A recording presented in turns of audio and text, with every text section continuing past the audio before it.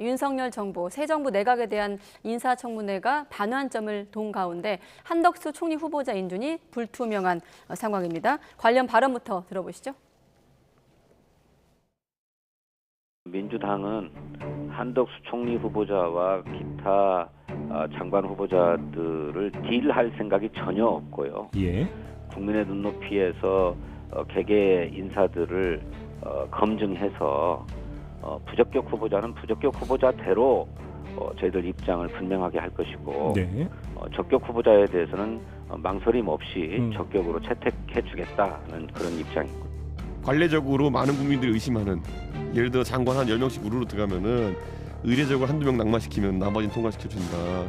이런 참 국민 입장에서는 불행한 관행이라든지 이런 것들이 있다고 알려져 있기 때문에 국회가 욕을 먹었는데 그걸 민주당이 진짜 하겠다고 한다면은 이게 무슨 상황이죠?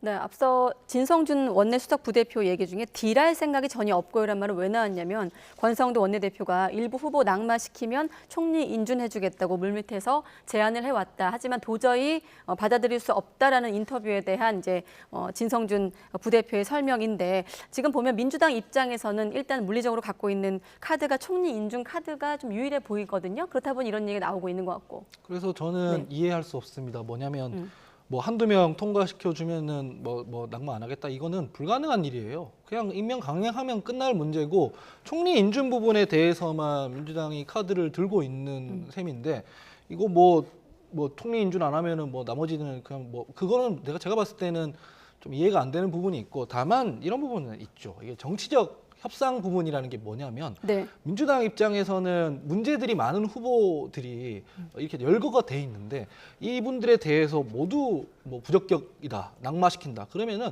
그건 그 나름대로 또 야당 입장에서는 부담이 되고요. 그다음에 여당은 여당 입장에서 그냥 밀어붙이는 거에 대한 부담이 있기 때문에 지금 명확하게 문제라고 지금 지적받는 후보들이 있지 않습니까? 정호영 후보자라든가 그런 부분들에 대해서도 강행하고 말겠다고 이런 태도를 취하면 사실 전 이런 말씀밖에 드릴 게 없습니다. 강행하면은 아마 그게 다 후과로 돌아올 겁니다. 예. 뭘로 돌아온다? 후과로 돌아올 겁니다. 후과로 돌아올 것이다. 네. 대변인님은 어떻게 저도 보십니까? 사실은 그 조각이라는 것이 얼마나 중요합니까? 정권을 바꿨더라도 같이 일할 수 있는 총리 그리고 장관을 임명을 해야 이제 정부가 출범을 하지 않겠습니까?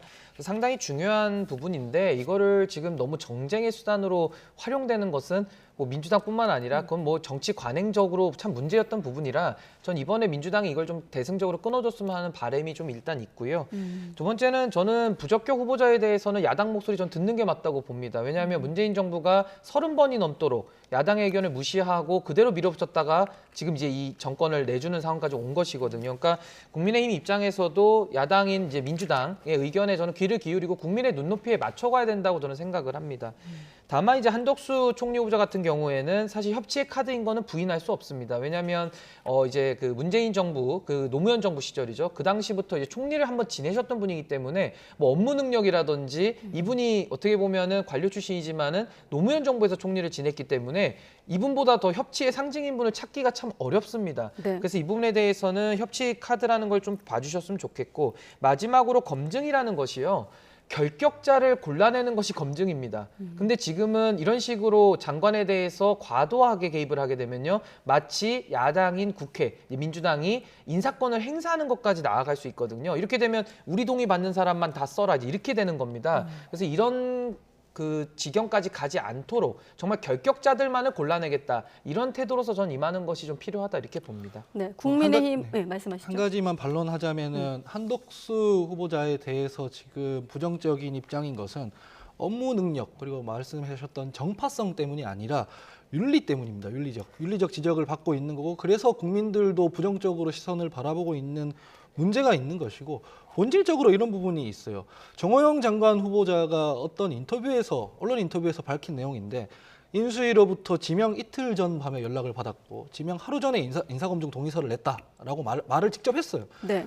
그게 사실은 물리적으로 실무자들이 검증이라는 걸 할 수 있을 리가 없는 시간이지 않습니까? 그러니까 필연적으로 문제들이 자꾸 터져 나오는 것이거든요.